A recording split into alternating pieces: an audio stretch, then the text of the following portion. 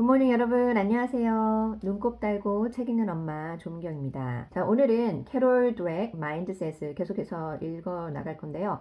이제 크게 고정 마인드셋 리더와 성장 마인드셋 리더를 다뤄볼 텐데, 특히 오늘은 고정 마인드셋 리더의 구체적인 사례를 한번 들어보도록 할 것입니다. 여러분들이 아시는 분이 나올 수도 있고 모르는 생소한 이름이 나올 수도 있겠지만, 이번 기회에 어떤 리더가 정말 훌륭한 리더였는지 정확히 짚고 넘어갈 수 있을 것 같아서 저도 흥분이 되고 기분이 좋더라고요. 일단 여러분, AOL과 타임 워너라는 회사가 있어요, 미국에. 근데 AOL의 그 CEO였던 스티브 케이스와 타임 워너의 CEO인 제리 레빈이 있었습니다. 이 두 회사가 합병이 되었었죠. 근데 이 두 리더들은 유사한 점이 되게 많았다고 해요. 둘 다 최고 지성 우월주의를 추구하는 리더들이었다는 것입니다. 본인들이 엄청 똑똑하고 잘났나 보죠. 그래서 자신들이 세워놓은 어떤 문화에 팀 플레이어가 돼서 잘 협조를 못하면 다 해고를 했다고 합니다. 그 시점에서 AOL에는 이제 빚이 점점 더 불어났습니다. 부도가 날 판이었어요. 그런데 이렇게 회사의 위급한 상황에도 불구하고 이 두 리더는, 여러분이 합병을 한 이후로 협력을 할 거라고 생각을 하셨겠죠, 그렇죠? 그런데 그 반대로 협력을 하지 않고 오히려 누가 더 그 파워가 있는지 거의 뭐 개인적인 권력 싸움을 하기 시작했다는 거예요. 근데 먼저 레빈이 항복을 했다고 합니다. 그런데 그 다음에도 스티브는 전혀 그 회사를 도울 일을 하지 않았다는 거예요. 새로운 CEO 리차드 팔슨이 부임을 해서 새로운 적임자를 찾아서 AOL의 문제를, 빚이 많으니까 AOL 문제를 고치려고 했어요. 그랬더니 스티브 케이스가 안 된다, 결사 반대다 해가지고 그거를 막 막았다는 거예요. 왜 그랬을까? 스티븐 케이스의 심리를 한번 잘 생각해 보세요. 여러분, 아슬러의 아야코카 기억나나요? 어제 제가 말씀드렸는데, 포드사에서 일을 하다가 나중에 포드에서 큰 업적을 남겼음에도 불구하고 쫓겨나게 됐잖아요. 그런데 그거에 대해서 분노를 하고 일을 막 갈다가 그 헨리 포드 회사의 그 옛날부터 경쟁자요. 그렇지만 그 문제에 봉착한 크라이슬러를 다시 회생시키고자 그 회사에 들어가서 이제 성공을 시킴으로써 이제 체력이 됐는데, 그 아야코카처럼 이 스티브 케이스도 뛰어난 사람이 나타나는 것을 되게 싫어했대요. 아야코카가 그랬다고 했잖아요. 어제 제가 말씀드렸죠. 왕위를 차지할 만한 왕작감이 또 나오면 그런 사람들은 다 자기가 해고를 했다라는 거죠. 그래서 스티브 케이스가 사임 압력을 받자 그에 대해서 되게 분노를 하고 남을 탓하기 시작했다는 겁니다. 그래서 아야코가 똑같이 거기에 대한 분노를 내면서 일을 갈면서 막 두고 봐라, 내가 꼭 이걸 원수로 갚겠다, 그런 마음가짐을 하고 사임을 했다는 거예요. 그리고 결국엔 AOL은 그 천억 달러에 달하는 그런 손실을 떠안게 됐다고 합니다. 이렇게 고정 마인드셋을 가지고 있는 리더들은 자신들이 되게 위대하다라고 생각을 하고, 그렇기 때문에 자기만이 어떤 특권을 누릴 수 있다라고 생각을 한다라는 겁니다. 그렇지만 물론 이런 리더들이 처음부터 누구한테 피해를 주려고 하거나 그 회사를 망치려고 하거나 그런 의도로 그런 건 아니죠. 그렇지만 결국에는 어떻게 되나요? 아주 크리티컬한 시점에서는 자기의 이익을 위해서 움직인다는 겁니다. 자기가 기분이 좋고 자기가 좋아 보이도록 할 수 있게 의사결정을 내린다는 거죠. 그러니까 회사는 망하게 되더라도 결국엔 자기가 더 파워풀해진다라면은 그런 선택을 한다는 겁니다. 엔론 회사의 이 케네스 레이도 매년 본인의 연봉이 수십억 달러에 달했음에도 불구하고 그 회사 이름으로 대출을 받아서 친척들한테 제공을 한다든지, 아니면은 회사 제트기를 자기 사적인 목적을 위해서 사용을 했다고 하죠. 가족들을 위해서. 그리고 아야코카도 회사가 영업난을 겪고 있었음에도 불구하고 아주 호화판에 그 크리스마스 파티를 주최하면서 돈을 흥청망청 썼다고 합니다. 마치 자기가 진짜 왕인 양 그런 파티를 했다는 겁니다. High Flyers라는 책을 쓴 모건 맥커 저자는, 사람들은 안타깝게도 자신의 성장에 오히려 반대되는 일을 좋아하는 경향이 있다. 그렇기 때문에 사람들은 자신의 그 파워, 권력을 이용을 해서 더 빠르고 드라마틱한 결과를 내려고 하지 어떤 새로운 스킬을 개발을 한다든지 배우려는 것보다는 자신의 가지고 있는 지금 현재의 힘, 파워, 권력을 이용해서 재빠르고 드라마틱한 결과를 빨리 보려고 한다. 그리고 사람들은 비판을 받는 것을 싫어한다. 왜냐하면 비판은 리스크라고 생각을 한다. 그리고 자기의 장점을 사용을 해서 뭔가 새로운 도전을 마스터하려고 하는데 그것은 고정 마인드셋이기 때문에 더욱더 위험할 수가 있다. 왜냐하면 새로운 것을 배우면서 해야 되는데 자기가 가지고 있는 기존의 그런 힘만을 이용을 해서 새로운 도전 과제를 해결한다는 것은 그거는 정말 위험천만한 일이다 라고 말을 하고 있어요. 특히 이런 고정 마인드셋을 가진 리더들은 자신들이 남보다 훨씬 뛰어나다라고 생각을 하고 있다. 그래서 자기보다 좀 못한 사람이다 라고 생각이 되면 이 사람들의 기분이나 감정 같은 거, 의견들은 다 깡그리 무시해도 된다라는 생각을 기본적으로 깔고 간다고 합니다. 이런 마인드셋으로 계속 사람들을 대하면 어떻게 되겠어요? 사람들이 결국 부당한 대우를 받겠죠. 부당한 대우를 받는다고 느낄 겁니다. 예를 들어서 아야코카는 항상 그 임원들하고 아주 그 페인풀한 게임 같은 거를 많이 했대요. 그리고 타임 워너의 제리 레비는 아주 포악했다고 합니다. 그래서 로마 왕국의 황제였던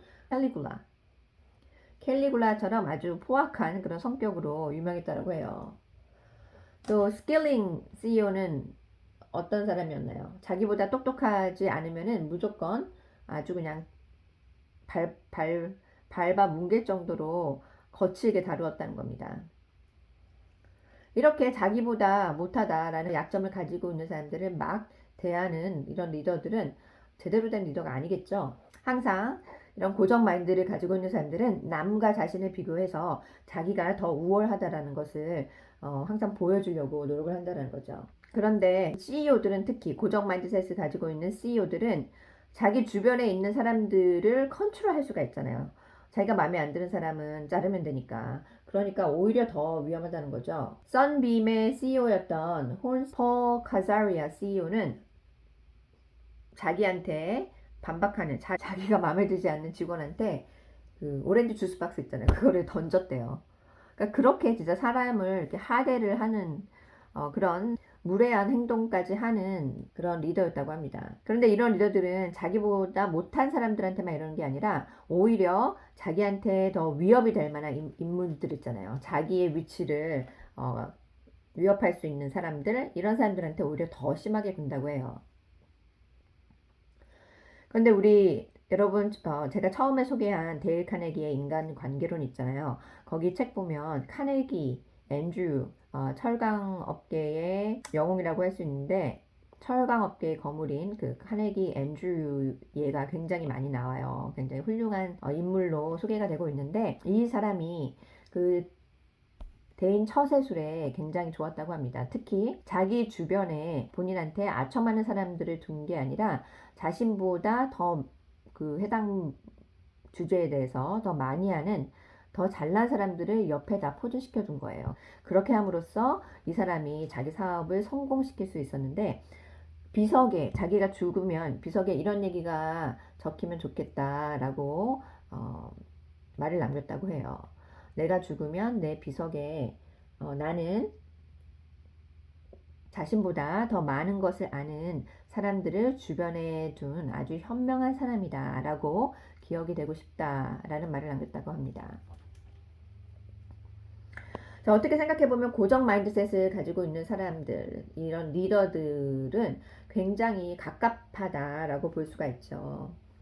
여러분이 생각하기에 전 세계적으로 이렇게 움직이면서 출장을 다니면서 또 전 세계적인 인물들과 친교를 맺고 굉장히 이 사람들의 세상이 크고 아주 자유롭다라고 느낄 수 있잖아요. 밖에서 보기에.